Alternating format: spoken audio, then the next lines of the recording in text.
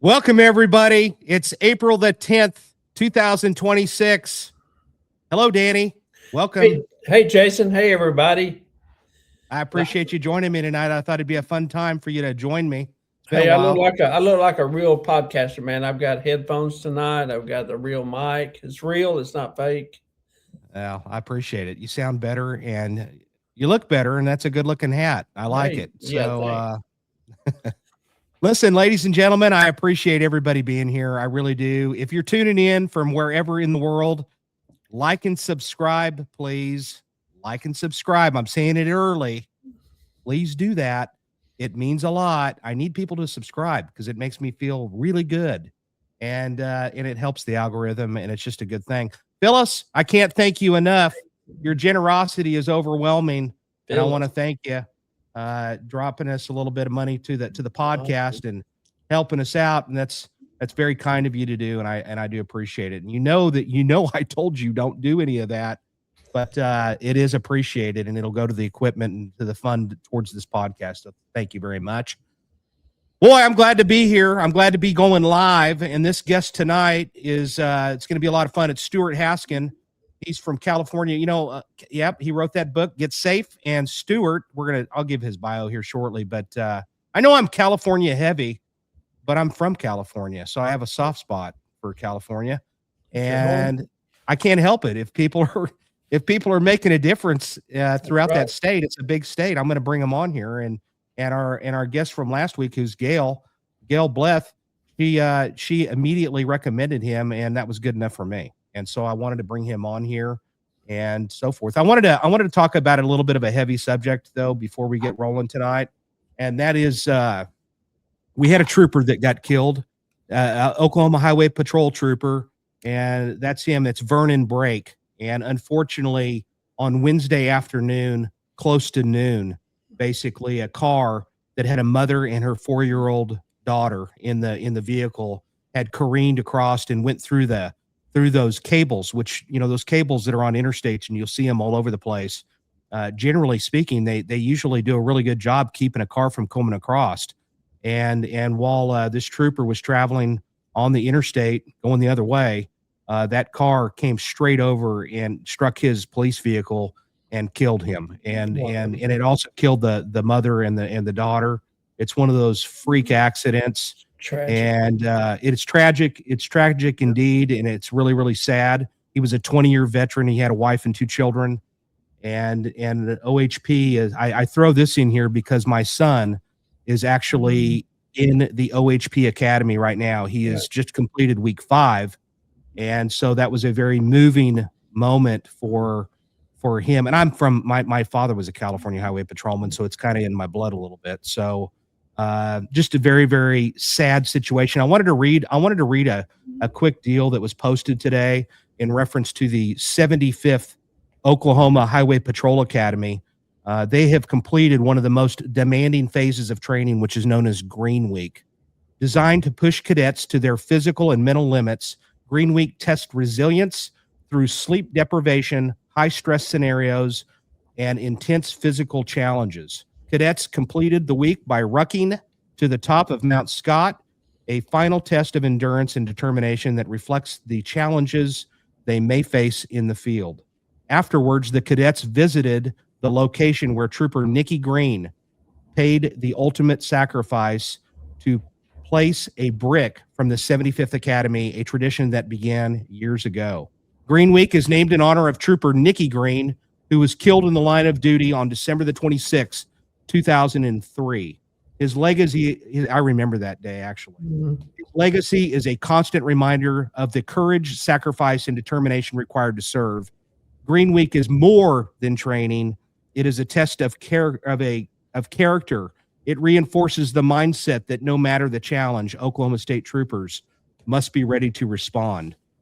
And they also wanted to honor on their post, they wanted to make mention that they wanted to honor Trooper Vernon Brake, who was tragically killed this past Wednesday in a traffic collision. His service and sacrifice will never be forgotten. Prayers for his family. Absolutely, absolutely. Please continue to keep the Brake family in your thoughts and prayers as they deal with this absolute tragedy. And Amanda, go ahead and show that video real quick from that I'd say.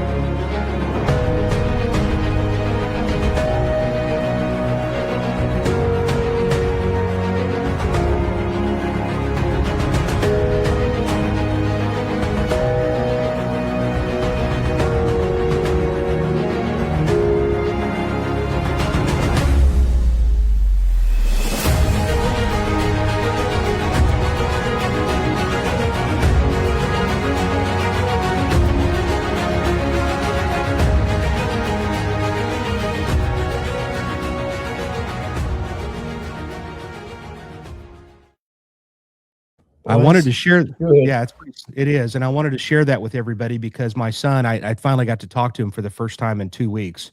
And he is, that was a moving, they ended up getting all the cadets together and they shared that they're going to be going to the funeral this week. And my wife was like, well, you know, that may make them want to leave. And I said, no, that's actually going to drive them to want to do this even more. And I'm glad to see it. I have mad respect for the Oklahoma Highway Patrol. It's one of the agencies out there that has the most camaraderie that I've ever seen with respect to a law enforcement agency, at least in this state. And like I said, I wanted to share that. I think that's very, very important. I got chills over that video, man. That was golly. Well, I'm glad I was able to keep it together. Amanda, show that one picture with the red circle around the cadet. I just wanted to, yeah, that's my son right there. Oh, wow. And, yeah, and he's bald in that picture. Yeah. It runs in the family. What do you do? What do you do? But I did have a chance to talk to him for about an hour and 20 minutes right before this podcast, and I can't tell you, I don't want to tear up because I'm telling you, I am so proud of him and just him being able to make it through this week. It's absolutely a tremendous experience. And anyway, thank you all for being here. I'm a little moved by that because I'm just so very proud of my son and all the cadets, and they're down to about 48 now from 63. Oh. It's grueling. It's grueling. Trust me. He went to the hospital for a knee injury, and but he's doing better. And good. So hopefully he keeps doing his thing. So, you know, that hits home for you in a lot of ways, Jason, you know, with your dad and your son and then being a police officer. Yeah. And my nephew, and this happened in Oklahoma City, and my nephew he's 21 years and about 5 minutes old, and he works the streets for the Oklahoma City Police Department. And so I'm really, really proud of him as well. And cool. So we've got all the law enforcement agencies, the biggies covered in the state. That's right. And so, but listen, I want to get to this. I don't want to keep this guy waiting because I really want to talk to him about, I know that's a heavy subject and I'm sorry to bring that up, but it's just, I have to remind people this job is a calling and it's really it's a lot. And that is a freak accident. I don't think that there was any intention on this. It's not that there was I doubt there was alcohol involved at noon. But it's just one of those things that it was just a freak accident. And it's so dangerous working on those roads. We have several interstates up here, and we've had so many close calls, and we've had people killed working accidents on the scene. I cringe every time I go out there and have to work a scene. They're horrific, especially traffic fatalities, because people are on their way somewhere and et cetera. But so anyway, I want to talk about Stuart Haskin. Stuart founded Get Safe over 40 years ago to build safer, stronger communities through inclusive safety training. His programs have reached over 500,000 people. That's incredible. And that includes survivors, individuals with disabilities, students at risk youth, law enforcement, and corporate teams. With 25 years as an Orange County Sheriff's deputy as a reserve, and that's for free, ladies and gentlemen. That's a quarter of a century that this guy has dedicated his life to work for free as a reserve officer for that agency, and that's pretty cool. And he has a background in security and certifications in crisis intervention, sexual assault, and domestic violence counseling. Stuart is a recognized expert in violence prevention and recovery. He brings real-world experience, martial arts experience. As a matter of fact, this guy's like a karate sensei. I mean, he's got like 4 black belts in various disciplines. And he brings real-world experience, martial arts expertise, and a passion to motivate people to make change in their lives, be their best self, amen to that, and help those who may have lost their voice and be a voice for those who do not have one. Welcome, Stuart. I appreciate you being here. Welcome, Stuart. Thank you very much. And I mean, it's so cool to see your son following your steps. And when we lose an officer, it's just so sad. It's, but they have its sacrifice above self, right? And I've always admired the Highway Patrol because they're out there pulling over blacked out windows. They're out there alone, and I've always felt like I talked to a chief, and one time I said, I mad respect for what you guys do out there, because that is a highway out there. But thanks for having me on. I really appreciate it. Thank you, Steph. Yeah, I appreciate you being here. I really do. Yeah. And Stacy's in the house.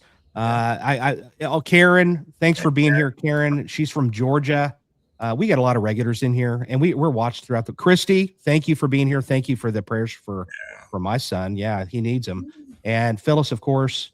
And let's see, I just want to touch upon a few other people that I just don't want to miss. Anne, thank you for being here. I appreciate it. Kathleen from up in the Pacific Northwest, and Tammy and Chris, and I could go on and on here. And I probably will mention some of you as we go. You have a podcast too. We'll talk about all that. But first of all, you're from California. I am. Sorry about people who are not California friendly, but I get it. There's a lot of great people that live there for sure. And it's not the same place it was when I was in there in the 70s. I left in 1982. But so tell us what interested you. Tell us kind of a little bit about your background growing up there and what interested you in to start out, whether it be this or law enforcement, whichever was first. Yeah, it's funny because I never knew exactly why my direction went this way. And at times I tried to get out of this safety world, right? But I kept getting bounced in. So I do feel a level of destiny in a sense. Like I would take up a new cause and I'd go back to safety. And I think it probably stemmed from, as a younger kid, we were going to get ice cream, and we were jumped by a bunch of teenagers, and I think that just molded me to be, they say you either become maybe a victim or a predator or a protector. And so I kind of went overboard on the protector thing. I started training martial arts. I started, then I became security personnel as we were talking about working in clubs as a collegiate wrestler.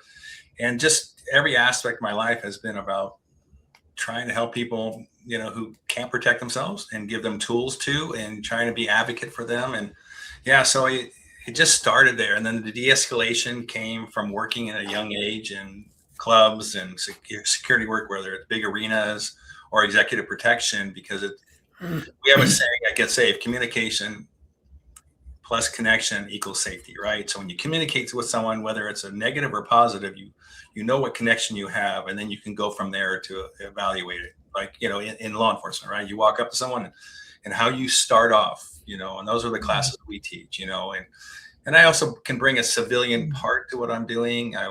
Posture is big, right? We wear those tack vests, right? And our hands are usually here. And why is that? It's to take the weight off our traps. But I've had so many civilians say, they had their hands ready to fight me.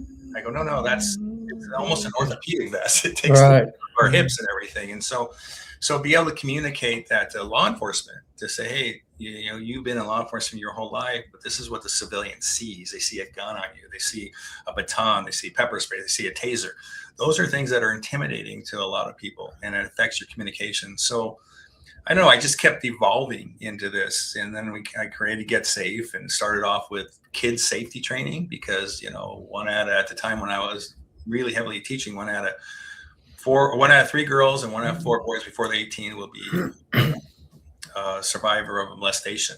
And that's numbers are terrible because they weren't giving the tools on what to do. So we did that, and then women's safety classes, and then we got into the disability world, because they're the highest risk of victimization. You know, it's usually the second highest is like 16 to 23-year-olds, because they know everything, right? But they don't. Yeah. So you have to give them tools. And then but the disability world, autism and Downs, they are highly affected by bullying or assault, sexual assaults or domestic. So we morphed into that.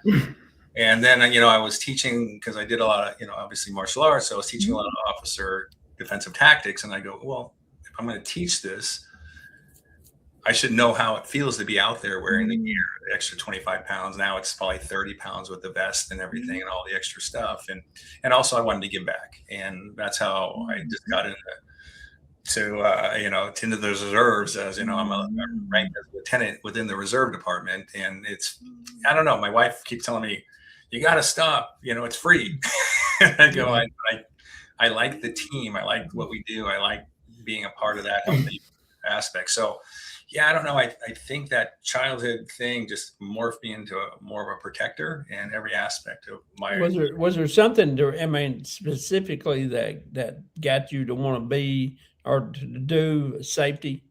There's something happened in your life early on? Yeah, it was when that kid, when I think it was in 6th grade, we were just going to go get ice cream, and we're riding our bikes, and, you know, just a sunny day, just a normal day, just another Thursday. And all of a sudden I see these 3 big kids coming across. One was a female and 2 males. And all of a sudden they grabbed us, dragged us up into the dirt lot. And it was funny, even at that age, I saw this gas station. I felt like, oh, I could run there. But then we're kind of brought up to say, don't leave your buddy, right? You got to stay there. But I teach heavily. They say, hey, listen, you don't have the tools. If you can get help, it's going to be a quicker response. And so that kind of made me go there. And, you know, they were taking your money. They were punching you. They were like trying to pull your pants down. It was a pretty little thing that I kept within. But after that, right away at 7th grade, I started training karate. Then in wrestling in middle school, wrestling in high school. Then my senior year, I started judo and taekwondo and kung fu and krav maga. And it just kind of, but I liked it, but also it gave me tools to teach other people. So that was I think the pivotal point, because I kept thinking, I'll just run a little business and, you know, and ride around in a big yacht and, you know, have fun. But yeah. I was called to this. I don't, you know, I can't explain why, but like I said, every time I got off track of the safety, something bounced me back into this, and I'm happy, right? It's, you know, you saw that we've touched a lot of lives, and I feel like I've been doing it so long, but I'm just getting started, you know, and I feel like there's more that we want to do. And so, yeah, so I appreciate you having us. It just gives us a voice as well, kind of what Get Safe does. And we teach throughout the state, you know, we teach law enforcement throughout the state. We've taught about over maybe 12,000 officers on how to de-escalate people with disabilities, how to de-escalate civilians. But we also talk about, like, we're through post, and I always made sure we put officer wellness in it. Because as you know, there's more officers are going to die by their own weapon versus being shot in the streets. And that's a terrible thing, right? And it's not an open environment where I can go, hey, I had a bad day, you know. I mean, we would teach classes where their therapist was right next door to the locker room. And yeah, I went in there, and an hour later I come out, and everyone knows that I'm in there and they know what's going on. And I go, you going to go back? No. So they're getting better. I think law enforcement is getting better about listening to things that cops see, because they see so many terrible things, you know. And, you know, Danny was telling me about what he does, and those are terrible things. And Jason, you've probably seen many things that affect you. And I mean, I just had a dream the other night, believe it or not, a couple of nights ago, and I'll share this with everybody. I had a dream that, you know, it's one of those shooting dreams that you have, you know, doing this business. And, you know, we were in a shooting with somebody, you're getting shot at like crazy, and you're shooting, but your gun keeps messing up. Yeah. It's not firing. or you hit them with like rubber bullets and it's not affecting them, and that kind of a thing. And it happens from time to time. Wellness is a big deal. It's a lot better now than it was when I first got on back in 1998. They're making it a serious deal. I'm actually on peer-to-peer. And to tell you the truth, I was critical incident response team for I've been on there for 20 years, close to 20. But the one thing they came to me and said, "Hey, we want you to be on peer-to-peer," or they were making it mandatory. And I'm like, I'm not really interested in that. That's not my thing. And they said, no. You just go through the training. And I went through the training, and I got to tell you, Stuart, I really enjoyed it. And I'll tell you something, I'll share something with you. And I don't know if you've ever thought about incorporating this with your trainings or not, but probably the biggest thing that was neat, or at least the thing that I appreciated and took away from it and that made it very valuable, was that when they did these various days worth of trainings, they incorporated, they had a bunch of different teams. They had animal control that was there. They had ambulance personnel that was there, fire department, police from different agencies. And we were all in the same room together, which was great because we don't oftentimes have that opportunity to even get to know these guys for one, and it was really good to hear their stories and get to know them. I felt better about firefighters. I didn't ever really feel comfortable just walking into a firehouse to have a cup of coffee until you meet some of these guys. Yeah. It's important. There is that back and forth. And I mean, and I don't know if you ever got to do this. When I first came on, I was terrible at the radio and still not great at it, but I went up to dispatch. And I remember sitting there and this lady's going, "Okay, what's going on? I am pulling this car over." And then he goes radio silent. And I'm all like, "Oh my God, what's going on?" And she's all, "What's going on?" And then she's all, "Hey, what's going on? Are you code 4? We're code 4. And then finally gets on super annoyed.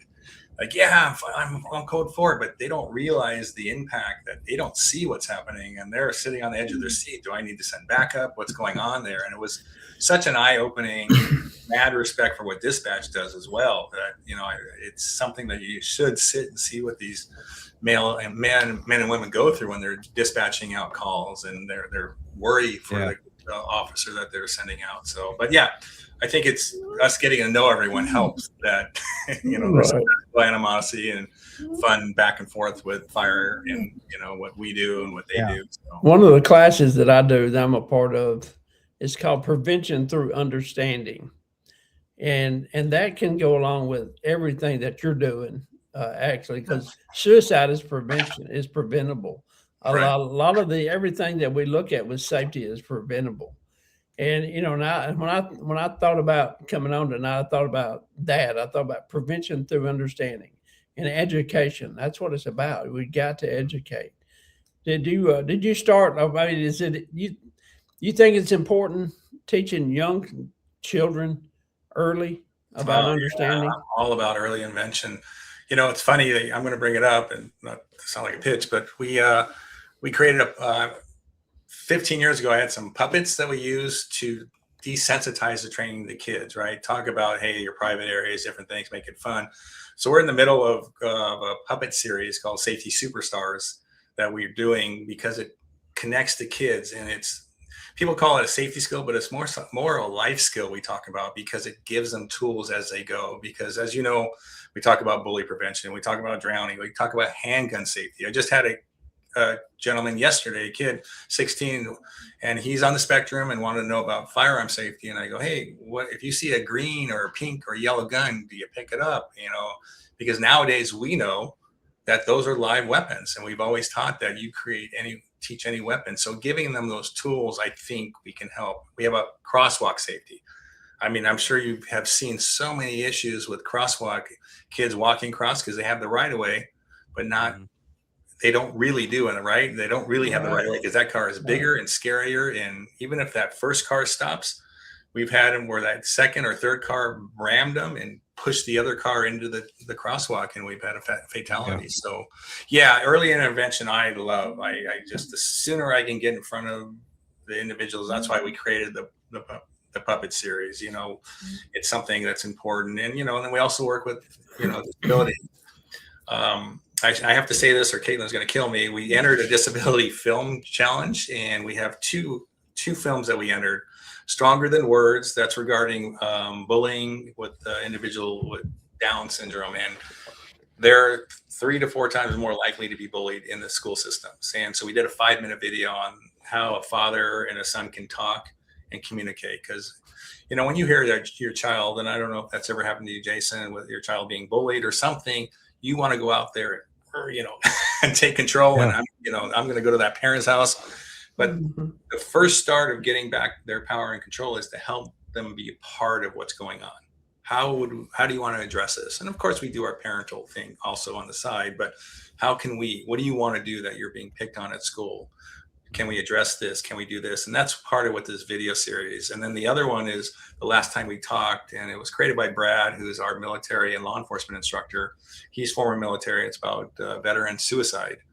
And it's a 5-minute video. So if you guys want to see that and go on, I'm going to read it what it is, because you can go on. Both videos can be found on the Easter Seals Disability Film Challenge on YouTube. Easter Seals Disability Film Challenge YouTube. But we're just trying to create awareness through visual too, like your podcast that you're saying it's all over the place. Yeah. That has always been my dream, to get something that's national, because if we can help a child, it's so life-changing when a sexual assault happens to a kid or anyone, first of all, but if we can help give them cues like, hey, this doesn't feel right. Yeah. I had a kid I taught, and all the kids kept going to the house on the neighborhood because they had the best games. They had so many great games and all the kids, but he wouldn't go because we talked about it. I say, listen, if you don't know them, you don't go. And the parents say, yeah, you got to listen to Go by Safety Stu.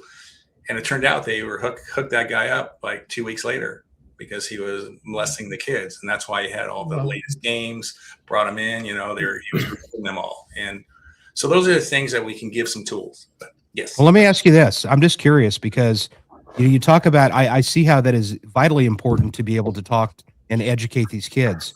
But on the other side of the coin, I also see that this would be really a challenge for you to even get your foot in the door at schools, for them to allow you to actually put together these projects or to do this type of instruction. Have you ran into that over the years? Yeah, and I really appreciate that, bringing it up, because it is difficult, right? We were just talking about it today. It's like, I've had so many times I battle, if we talk about it, it's going to happen. I go, no, it's already happening. No one's talking about it. But if we don't give them tools, so yeah, we've run into a lot of challenges. We have an amazing school place safety thing, but they mostly want to check the box and say, oh, it's about, we did the fences and we did this, but not giving the kids any tools on what to do and issues that it's not just about, armed assailants on campus. It's also about bully prevention and what to do when that happens, and safety. Like I was saying, it's kind of a life skill, but yeah, it's been a struggle. No doubt.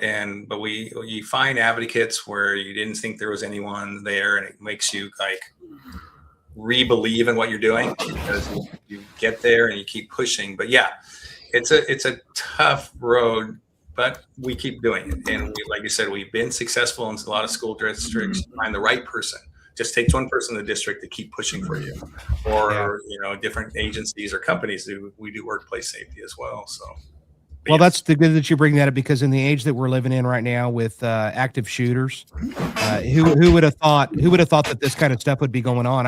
As a matter of fact, I kind of remember as a kid, when James Huberty went into that McDonald's, in I think it was 1980 in by San Diego, and that was like one of the first. I know it's not the first. I think that you'd go to the Texas. With a guy who was at the Texas Tower at University of Texas. But when I think it was Charles Whitman was his name, but school shootings, it's commonplace nowadays. Unfortunately, my gosh, and so that's one of the things that you actually provide that type of training for teachers in school. Yeah. And that's the thing that, it's hard to communicate with schools that you get. I sit on some school safety things, and they go, oh yeah, we had some training. And most of the times, law enforcement coming in and teaching what they do, right? Not giving them as many tools on what to do for them. And I go, oh, what would you do in this? Oh, I don't know. And then they have a recovery team, and what's their training? Oh, are they going to be ready to go into a place that smells like gunfire and death and screaming? And so, yeah, ours was kind of a well-rounded thing that we wanted to, but also, like I said, it does happen a lot, but bullying happens 45% of the time, sexual assaults are on the rise in college campuses and high schools. You know, the numbers are huge, you know, so those are the things that and not only that, well, not only that, but basically what you're talking about in addition to that is, you know, it just doesn't go from the bullying like that. It's through phones and people doing the AI jazz and stuff like that. And that's a whole nother level. I mean, we got a lot of kids that are killing themselves over that kind of stuff right now, which I think it looks real. It looks real. Well, the sextortion too, though, right? You know, right. You know, and this is the other thing. It's like it's so sad. You know, we get a 16-year-old kid who got tricked into sending a personal pic of his, you know, down below, and and all of a sudden it turns into, you owe me $1,500 and you owe me this and this, and before you know it, and they're thinking with a 16-year-old brain, like, we know, like, okay, this is terrible and it's embarrassing, but we can figure this out. But they there's no end to it. And so that kind of extortion is so horrible, you know, and to your point, even when we were talking about the bullying through social, right? You know, like, hey, you send a pic now. Before, if you send something, it'd just be in your school, right? Now goes throughout all the schools, you know, because once you get, you know, on, you know, a platform and they're sending them out, you know, before it can get shut down, that kid has nowhere to go without, you know, everyone pointing fingers out. So those are the things. I was bullied by phone earlier this year. No, it's, you know, it's bullying we just had someone say their granddaughter was bullied by phone, by social media, by, you know, it's not just physical. It's, you know, cyber, it's, you know, it's harassment, and it's teaching the understanding of that. But we're big advocates of that, even in the workplace, right? It happens. And, you know, so. Can I tell a little story about the workplace? I know Jason probably doesn't know this, but, because some things you're saying really hits home for me. One, I worked a school shooting with a school teacher. My patient was a school teacher that was shot in the head. She did survive. Oh, good. But I was actually involved in a workplace shooting. There was 3 of us working. One guy came to me and asked me to go do something. Whenever I left, he went and shot another guy in the head. And then he came to me with a gun and told me to go get law enforcement. He could have shot me. I thought this happened like 35 years ago. And but it stayed with me for a long, long time. So that's some things that you're saying here. It really hits home. And I think this training of what to do if something happens either at a workplace or a school is really, really important. Yeah, no, and that's terrifying. And thank goodness you're safe and everything, because, you know, it is. You know, we've had some close calls. We've had people, you know, that haven't been as safe, and we've talked to counseling teams that go in after the school shootings, and because we've had a few in the area and outside of the area, and it's, you know, where do the kids go from there, right? Their classmates, and, you know, they're traumatized like you're like, you still can see it, right? And imagine a kid in high school losing their friend, and, you know, it's, I don't know, like I said, to me, we're trying to create, there's no such thing as a violence-free world, but I always said, oh, I can't wait for a violence-free world, and I can go work on the beach somewhere and sell surfboards somewhere, you know. But until that happens, you know, we have to keep doing what you're doing. You're bringing awareness. Danny, you're out in the field doing things. And, you know, so I appreciate and have respect for the changers, right? You guys are making change out there, and you're just with your presence and with your podcasts. And the more we get a voice on things, because you know, it's tough. You know, it's just, but it changes you. That's what I wanted to ask, you know, because Danny was talking about seeing so many dead bodies, and Jason, you've probably seen a ton being in New York. And for me, it changed me. You know, I remember a story of my niece was graduating 8th grade, and the kid's smiling and happy, and I'm smiling because I see her in a graduation. And then all of a sudden I got this weird vibe that goes through me that somebody's out there that's going to try and hurt her or take advantage of her or move past it. And so that's how it affects us as well, right? You know, we talk about self-care and for ourselves as well, because they're right there kind of ruined the moment for me, because I just went back to my work, you know, what I see a lot, you know, and what I work, because we work with survivors of violent crime. And so that's something I want to mention too, just and ladies and gentlemen, you know, why is this important? I'll tell you why this is important to have people like Stuart on, or Gail, or, you know, because number one, I want to expose everybody to the various aspects of the world of criminal justice. It's not just all about homicide. I know everybody, people want to go, they want to hear about all the stories. Yeah. They want to hear about this and that. And that's great. I mean, murder sells, and so does a lot of the other things involved in the criminal justice system. But this is a huge part of it, just to show people that, number one, people are out there, they're doing things. People always, after an event at a school, God forbid, where somebody gets sexually assaulted, they're like, well, how could this have ever happened? Yeah. Well, they're doing things to try to prevent that. And I think that it would be important for school administrators or people involved in that world to take note of shows like this, or when people do come to them and they're offering their assistance, and at times there's a cost that comes to it. They've got to make a living too. So you have to keep that in mind as well. He's not a philanthropist. That's just, so is there anything out of, you have like a huge spectrum of things that you're providing, that you can provide to various fields, law enforcement, schools, businesses. Is there any one of the group that really kind of is one of your probably number one clients that is really that's taken off, and you're really making a lot of movement on that? I think our workplace safety has been good. We do a lot with people with disabilities because it's a special need, and it takes a special communication. Like, it was funny because I was just talking about this. We have some masters in social work that work here, PhDs, and I'm always I'm proud of the people who graduate, but I also say it doesn't make you be able to transfer your knowledge, right? It's learning the communication skills on how to do better and how to help them, connect with someone. And like I said, communication, connection, then we can help. So I think probably we do a lot with the development disabilities group, because it's probably a little harder how to make sure how we communicate. I think way we do it, we make it fun, impactful, it's motivating, but also I think with survivors of assault. So it's, my problem is what you said, right? I'm a shotgun guy. I always value the guys. Like, I have buddies who run Krav Maga schools, and they're focused, right? Singular. But you give me a cause and I turn my head, I'm going that way. If I find someone that needs something more, we do it. And just giving, them tools, right? Because we have the tools to do it. We have the education. We just saw a lady was saying that her daughter was being bullied because her parents are divorced. Yeah, kids are mean. And the other thing we do is we're advocates. I've gone to schools and talked to schools and say, listen, because my daughter was bullied, and all of a sudden we're driving, and I pick her up, we're driving, and she goes, oh yeah, some kid pushed me down. I go, really? Was it a girl or a guy? Some guy. Second time. I go, can we go back to school? She goes, yes. And then she started welling up. She got it out. She talked to me, which I was really happy. We turned back. We go to the school, and I go, hey, it was 3:05. And I go, hey, is the principal here? No, they went home. Was the vice principal here? No, he went home already. Like, what? It's 5 minutes after school closed. Where is everyone? So, but after that, I followed through and made sure. And that's what we do to help parents, because a school's obligation, that should be the safest place. Their only job is to enjoy their experience and learn there. And if they're not doing that, the school is failing.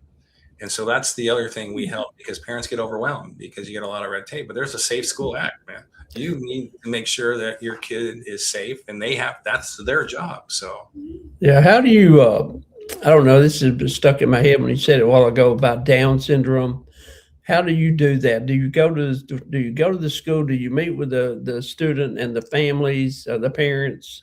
Yeah, we have a great system out here. We have a lot of advocates. They bring us in. We do group trainings. We do one-on-ones too, because some are horrifically bullied, or they've been sexually abused, or they're perpetrators. They've done crime, but a lot of times they're manipulated into it. Hey, if you want to be cool with us, go slap that girl in the bottom, right? Just a simple example. And then all of a sudden, they're in trouble, and because that is another form of it.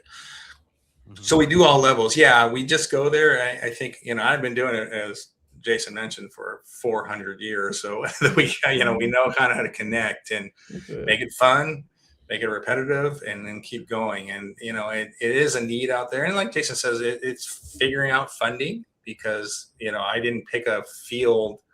I do get jealous of sometimes when I meet cops that were working for a different department, and now they're at another department, and now they got dual income. I go, oh man, that's what I should, but I like what I do, but it's always a hustle, in the sense of trying to explain, hey, this is super important. This is something that can change their life. in a heartbeat, and let us try and be proactive instead of reactive. And that's when I run into reactive agencies, it drives me crazy. They got the great forensic team. Oh, we'll have a forensic. And we don't need to do that. Let's save time and money by giving them tools to understand before something bad happens and before they have to go. So, well, let's talk about this book. This book that you got out there. That it's not just you have some interesting areas in this book. One of which is it even gets down to dating and the types of red flags or yellow flags that, I mean, it's easy to spot the guys that, are just the red flags. It's the yellow flags that you mention in there and things along that nature. And I think that's kind of interesting. That's just a small part of them. This is a 400-page book. So there's a lot of different things in there. So let's talk just briefly on what are some of the more interesting things in this book that? Well, first I wanted to make, and I know they always hate when I do it, but like a bathroom reader, right? Something that you can pick up any chapter and pick up something and make it fun. I always believe making people smile a little bit empowers them versus scary stories. There's books out there that scare you, and like you're saying, like true crime, people like that. But for me, I've always found it, especially when I'm in a room of survivors, I got to build a connection with them, make them smile a little bit, make them trust me, because, 100% of the time it's a male. Well, 95% of the time it's a male abuser, and I'm a male. And I've had people say, you look just like my abuser for the first day. And then a week later find out the abuser was 4'1", red hair, nowhere near what I look like, but they attached it. But yeah, we talk about, my thing it's a lot of this comes from working in bars, watching how, men and women groom someone else, how bartenders, go drop drinks, drugs in the drink for $100, and how to just start listening to your thoughts. Right. And so the yellow flags is a lot of people forget, right? It's how they speak to you. Like Danny, okay, that's really weird, but Danny and I are on a date and we're sitting at a table and I'm focused on Danny. Like, you're the greatest thing in the world. And the waiter comes up and I tell him, hey, you know what? I'm talking to Danny right now. So you come back later. A lot of people sometimes think, oh, well, he's so focused on me, but you just saw how I treat other people. Or if there's a homeless guy and, I kick him, or, hey, I was coming to the date and I tried to run over this cat. Look at those other yellow flags that aren't violence against you, but it sometimes turns around. We talk about maybe the guy on the date who says, oh yeah, my last girlfriend was a B and my mom's a B and my sister's a B. And a lot of times we get caught up like, oh, that poor guy. And it's like, my head's thinking, hey, that guy probably has some trouble with women.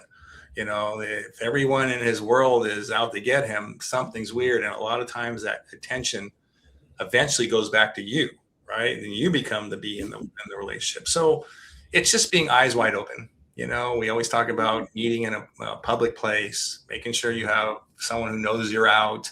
And this goes for both, right? And watching your drinks and covering them and just being safe for a while, because it's, we use it as a joke, but what drops, like you were saying, right, Danny, the scary, that's super easy to see, right? Those are easy. But what makes us drop our safety control is if the person's handsome or pretty, funny.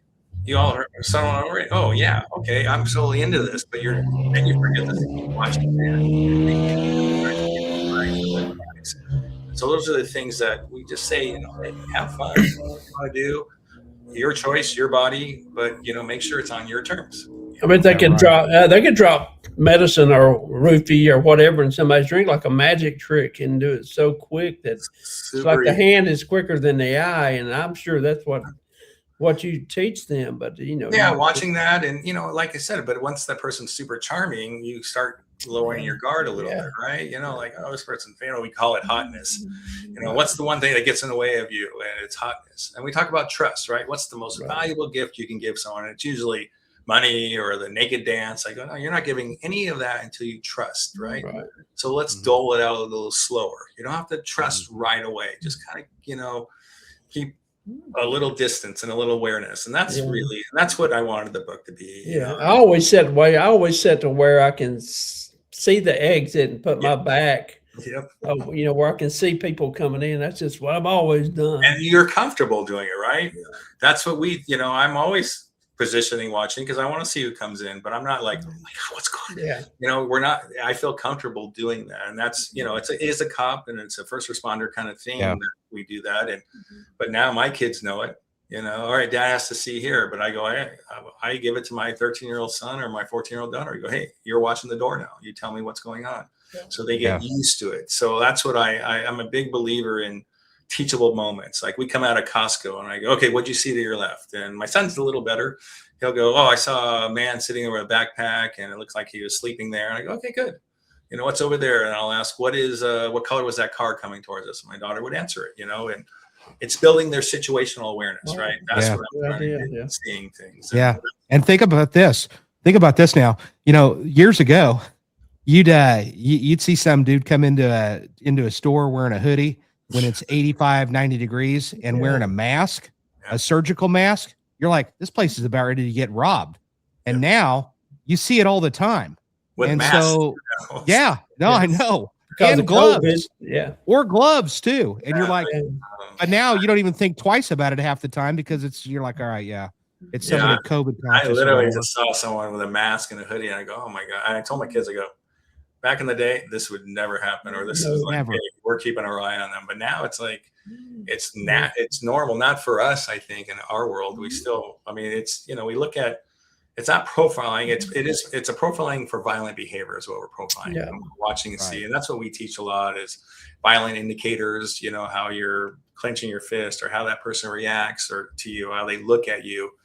And that's what we try and teach men and women when you're in clubs, you know, it's being aware of what's going on, have fun, also know enough to leave, right? It's when I was there first, doesn't matter. Your safety's first. There'll be other gatherings. If you feel like a guy, if he bumps into another guy and he sees him talking to a bunch of friends, looking at you, that's trouble brewing. And if you're kind of, you know, it's wiser to leave. And a lot of people, I'm not leaving. I was there first, but weigh it out, right? Trip to the hospital or going home and go to a party another day. So, and theoretically, I'll mention this too. You know, we as cops, just because we're cops doesn't mean we can't be victims either. So I tell cops all the time. I'm like, listen, and I mean, even at work in uniform, you know, we can be a victim of we could get killed, we could get assaulted, etc. So I always tell people, and I teach a lot in the academy, and I always tell these cadets, I'm like, listen, fear is your friend. Don't ignore that. If you're ignoring those moments, if the hair on the back of your neck stands up, you need to listen to it because it's that sixth sense. And ladies, you know exactly what I'm talking about. When you're like walking out of an elevator out onto a parking garage at an airport at 10:30 at night because your plane just got in late. You know, these are the ingredients for disaster. I'm not trying to make everybody panic, but be with somebody else. Go with the crowd. Don't go off alone. You know, I get a lot, well, it's paranoia. No, it's awareness. You know, this is what I want, right? We've had people, lady get, you know, there's an elevator with two big dudes that were kind of scary. And I go, what'd you do? Well, I got on it. I go, why? Well, I didn't make them feel bad. I go, no, it's your choice to say, oh, I'm going to go to a different elevator, you know, and that's for all of us, right? Guys do the same thing. They feel like they can't be scared. They're more scared of not looking scared than listening to their instincts, you know, and those are the things we teach. And like the book is very simple and fun is what I wanted, you know, and, you know, a lot of it, but it's stuff that I feel like you can take and it's adding to your toolkit. And sometimes we forget stuff that you read in it. And sometimes you learn stuff. And that was the goal of that. And that's the goal of what we teach. It's just making it relatable, kind of, you know, enjoying and fun, but also sometimes we heighten their scaredness because we do reality-based stuff as well. Like, what are you going to do when someone's yelling at you? How do you react? What should you do? And, you know, are you seeing things? We'll put knives on someone, you know, obviously training knives or training gun. And did you see that? And it's funny how much tunnel vision happens, you know, but once they feel it, they're better, right? We learn from that, you know, we learn from that experience, you know, and so it's being a reserve officer. Did that help you? I'm sure it helped you, like doing active shooter trainings. For schools. It allowed, I liked it because it did open up law enforcement training for me. So I've gotten to do a lot of fun trainings, a lot of, you know, all kinds of trainings. It's helped out. You know, my safety skills came prior in the sense, but you learn some more, but mine was because I just did it. I don't know how I got in that world, but I just was there. And but yes, any kind of training that they can offer. We just did sitting down shooting at the sheriff's department. And I go, that was fun and interesting, because we're talking about assassination shooting, where cops are being targeted while they're eating. How to get out of a seat, how to draw out, how to, be prepared. And it was great. I mean, you keep learning. We're all students, right? I can, the longer I've been doing this, I can still learn, so. Yeah. I'll tell you what, situal awareness, you're absolutely right. I was sitting up in a dark area doing a report late at night up in one of the seedier areas of Tulsa. And I something caught my eye. There was 2 cops where it was me and another one. And that's one of the reasons that we're sitting in different directions. Right. So we can keep our eye in the other way. And man, I saw a guy walking beeline in it, man, right towards me. And it was like immediately, let's go.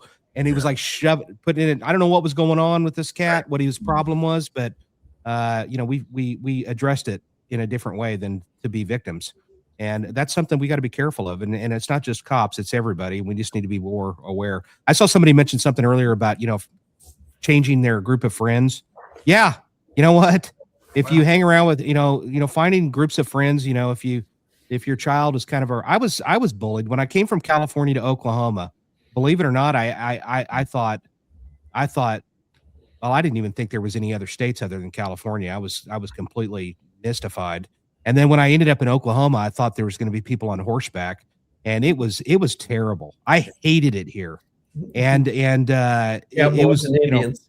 Oh man, it was miserable. Here I came from California, long hair, I was like a surfer looking kid, and you imagine back in the early 80s, that was kind of the thing. You had long hair and it was bleached blonde and etc. And people wanted to fight, you know what I mean? And it was a miserable experience. But then I just started hanging around with good people and it just started getting better. That's what I'm 100%. We've had groups of women go to a club and groups of men, the same thing. And one doesn't have their ID and they send them off to go home. And it's like, you need a new group of friends who are going to watch your back. You want people who watch out for you, That's right. And you see it, and that's my friends, they'll keep quiet. We just went surfing today, not very good at it, but my buddy's yelling, go, there's a wave coming. And that's what you want to watch, keep paddling because you don't want to get hammered, but that's just like watching your back at other places. Right. And when you mentioned about what you did when you saw someone running, that's the hard part of what I do for a living is prevention. You can't measure it, right? You can't measure. I made a right because I remember that class, but we don't know what happens, right? Because you made the safer choice. So it's hard to, know what happened because you didn't go down the bad choice. And those are the things that are a little harder, but I love stories like that. We don't need to find out what happened. Just know you made the right safety decision to go, I'm getting a bad feeling here. I'm going to leave. Nothing happened. Yeah. And I can't prove it, but I think, and we had a lady, I remember, and also sometimes I'll teach, hey, if you get a flat tire, get to a safe area, call the cops. And that's for men and women. And the lady goes, I can change my own tire. I go, no, it's not about changing a tire. It's about being in a safe environment. And she got a flat tire. It's going to pull over, but she got this bad feeling.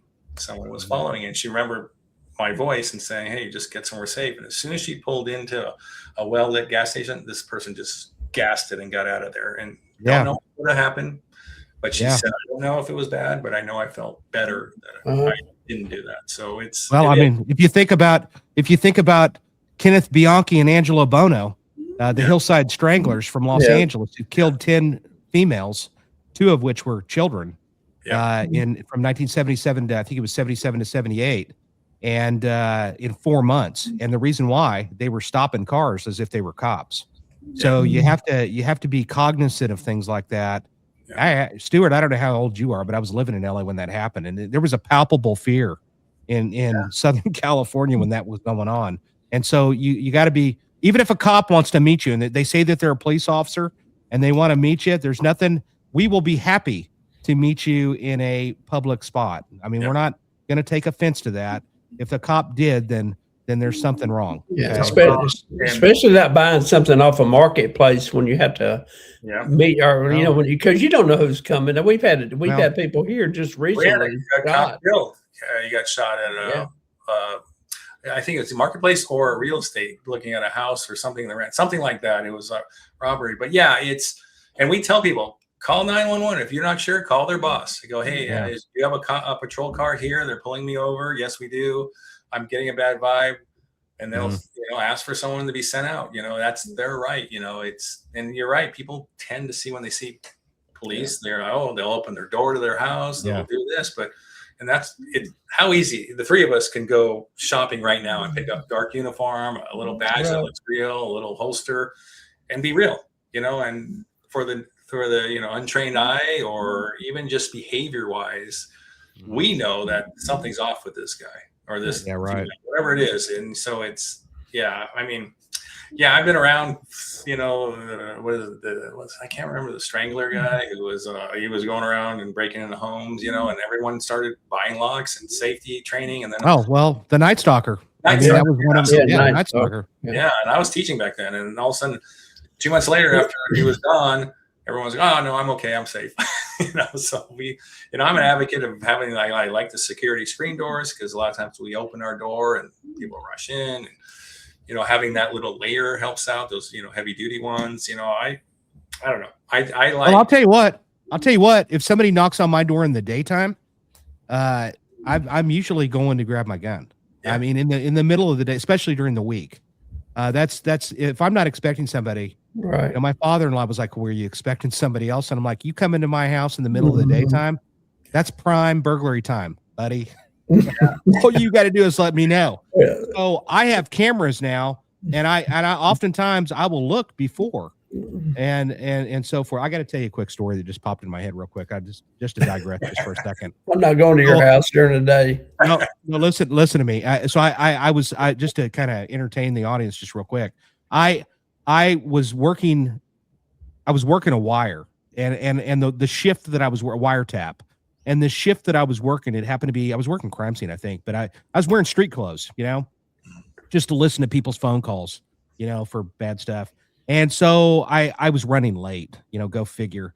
And so I'm running around, I'm getting my coffee. I was working the night shift. It's like midnight, or it's like 11:30 or midnight. And I ran out to my car. I didn't even put my gun on yet. I put my gun in the front seat of my unmarked police car. I had a long motorhome in my driveway at the time. It was a 32-foot motorhome. And I ran out there and stuck my stuff in the car. And I was like, my coffee, I got to go get it. So I ran into the house to get my coffee. I grabbed my coffee. I ran out. And the moment I go out my front door, there's a man standing there right in my walkway. And of course I was like, I spilled part of my coffee on my arm. I don't have my gun on me because I'm like, does he have my gun? I just literally ran from there, and I'm like, and he's like, hey, sorry, and he's got to act like a weirdo. Yeah. Hey, sorry, I didn't mean to startle you. And I'm like, and my octaves in my voice had changed. Believe me, I was like, it's okay, but and I am wanting to just strangle this guy right now. And so he goes, hey, I'm looking for this address, yada yada yada. I'm like, it isn't this one, and it's not over there. Yeah. And so he ended up walking off, and then I immediately jump in my minivan, of all things. Here I am, I'm driving an unmarked minivan, and I pulled up on him and I pulled my gun. I was like, get your hands on the hood of my car. Oh. And it turned out he was a legitimate lost guy from Canada. Wow. And his relatives lived up on the next block over. And then he told him the story, and he goes, oh yeah, you must have met the cop. But you got to be aware of your surroundings. Yeah. And if there's ways to help improve these doorbell cameras, I mean, what do these cost nowadays, Stuart? I mean, to get a camera on your house or on your front door is next to nothing, right? Yeah, you can get it. Yeah, my mother-in-law 2 weeks ago had some people, two pretty big dudes knocking on the door. She has the security gate that, hopefully she maybe listen to me, but maybe not. So she had the screen door open, and they were going, hey, we're just trying to sell some stuff. But she didn't have the camera, which is good. It's post. But they said, well, just open this door and we can talk better. She goes, I'm not opening that, the screen door. They wanted her to open the barrier, which is what reason would they need to speak to someone through without the closed door? So that was scary. And those are the things, like we would talk about people going late at night to ATMs, right? Well, there's a camera there. I go, the only thing that's going to show you is you getting mugged. Don't remember that it's not a safety tool. It's a post safety tool. So those are the things that you kind of want to remember, right? Because you think about it. And And I had a student one time, he was very well trained in martial arts. And he said, "Oh, I had to fight this guy and I had him at ATM. He was trying to rob me." I go, "Were you at the ATM?" "Well, it was morning." I go, "What time in the morning?" He goes, 4 a.m. I go, "That's not morning. That's still night." Yeah. Don't go to the ATMs. Absolutely not. So it's changing our mindset, right? We want to change it a little bit just to reframe stuff and be a little safer about things. And again, create that communication connection. And then it will help better safety, because we talked about the situational awareness and all that. But yeah, absolutely. All of this is good stuff. If you want to get, you want to read and do a deep dive on what he's got going on, that's his website right there. You can feel free to go there. That getsafeusa.com. You can go there. There is a motherload of things on that site that talks about what he does. Not only does he provide services, he also speaks. And I can't just go to every conference in this country because they can't. The kind of stuff that I talk about is not applicable for everything, but you may be looking for a speaker that's something like this. You spoke at the California Crime Prevention Officers Association, which I'm a friend of. Our conference is coming up. It's not ours, their conference, and it'll be up in Lake Tahoe. But that's something you speak at those, and I'm sure that you're available to speak throughout, wherever they'll have. Yeah, we speak in front of PTAs, or I speak in front of like I said, law enforcement aspects of it. We talk. I've done women's conferences, which is weird. They go, "Why do they have a man?" But I've been doing that. So just to give you another perspective of. Yeah, I saw him on Fox News, Newsmax, on the big news stations. Yeah, you mean Stuart? Stuart was on Newsmax. Nice. Yeah, a couple news channels. Nice. They brought me in a couple times when we had the active shooter at the regional center, which was in San Bernardino. Okay. And it was at a workplace party, and this guy was legit. Him and his wife, they were loaded for bear, and we had one of our trainers were there like just an hour before, but she got to leave and everything. But yeah, so they'll bring me on and talk about different things, and so but yeah, we do that. But I also just reminding everyone to go to the Easter Seals Film Challenge. Remember, stronger than words. And the last time we spoke, or last time we talked, sorry. And I don't want to just remind them of that. You also have a podcast, right? Where do we find that? It's on our website, getsafeusa.com, and go to YouTube. And we have podcasts on there. We have PSAs, public service announcements that we've done. And we'll have a lot more. We're doing a lot more content now, which we're excited about, and everything is about maybe helping people be better. So thank you. But I appreciate that. I appreciate you saying that's awesome tonight. I appreciate it. And good. And matter of fact, subscribe to his YouTube channel right after you subscribe for mine. Okay. Yes. Jason's first, ours is second. It's really fine. So, but no, now listen, I appreciate check out his book. You got your book. Is it just that book, or do you have another book that's available? No, that's the book. Writing a book was not in my field of vision, but it's been good. I'm glad I did it. And like you said, it was probably 400 pages, which is a longer book. It reads easy, but I always thought, hey, I should have just done it in smaller portions, nowadays. And we're going to do an audio version eventually. But it is available on Amazon if anyone's interested in it. I'll get it after tonight. Yeah, this is what I do, so if you have any things that pop up, please reach out to us through the website. If you're having issues you're not sure to handle with your kids, or if there's, even situations that are happening in your world that are scary, let us know. So, because that's, this is what we do, and, we're continuing to do it. So we, every time. Well, if you're a single female, if you're single and you're kind of in the dating scene, I think that's not a bad idea, especially, and I know I'm kind of fixated on this dating section that you got in there. I thought that was really, that's good to throw that in there. It's not like your parents sit you down and go, "Hey, let me tell you how this works." And it's not even the same world that they lived in. It's everything's different. You got these sites that are today like Bumble and I don't even know all the names of them, but the ones that you can Tinder, all of them. Yeah. It's just a totally different world, And we got tracking devices now, right? You can easily track someone, which is scary. What do you do if you feel like you're being tracked? And like we talked about the Rohypnol and different date rape drugs that can happen to you, and just watching things. And like I said, I even tell men, because you know, a lot of times men go, oh, I'm fine. But if you're out with a date, and we've had this happen, they drug the guy and the girl, and the guy is rendered useless, and they take the girl, or they take the guy, or, you know, think about that. Beat him up and take his wallet, sometimes worse than beat up. And so we should all be aware of what's happening around us. And that's kind of that situational awareness and environmental awareness that's going on. And have plans, have a plan. Like when I go to the movies, I watch the exits. I got my kids near me, and they sit there. I tell them, hey, if something happens, I'm dropping them down, because we've had shooting, in the movie theaters for Batman. And, they have church shootings now. I mean, that's a thing. Yeah. We have at our church, we have practice like every couple of months. So, at the end of the service, everybody will get down in the pew, get on the floor. I was just talking to a guy who runs a big church and talking about, hey, are you training your guys to do this? Because a lot of times we have some really highly trained churches and some that just have people who volunteer who have concealed weapons permit. And it's like, you got to really train them and realize what they're looking for prior to something happening, and realizing that if you shoot, that bullet has your name on it. And it's, if you're not looking at the backdrop, the people behind you. So that's a lot of awareness situation when you do all those kind of safety aspects. But it's just important. I think at all. It is sad. It is sad that you have to train for that. Yeah. At church. I was speaking. What was it? February the 6th at a sold out event at the Jewish Center.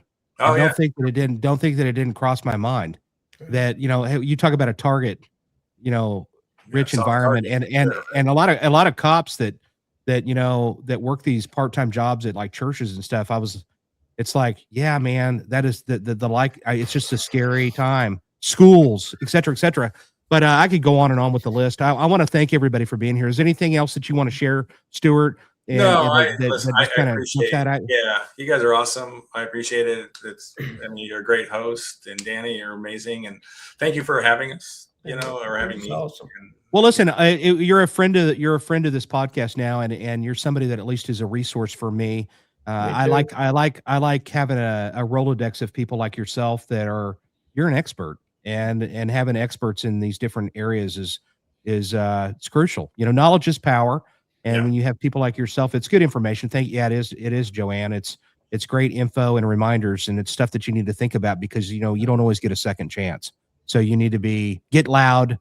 There was a story I heard on a podcast you did real quick. I just want to mention this because there was like a couple of women, at these conferences and stuff like that. Yeah. It was the lawyer that was the host and the prosecutor. And she's talking about a story. I mean, you were talking about this story, I believe, but it was something about, there was two ladies that were walking down the hallway, and this guy basically just forced them into one of those motel rooms. Yeah. At one of these, they were at a conference. Yeah, they got in an elevator, and he was pretending to be drunk, and they're going, oh, and he goes, and they press 4, and he goes, oh, that's my floor. He walks out stumbling. As soon as they open the door, he busted, threw them both down.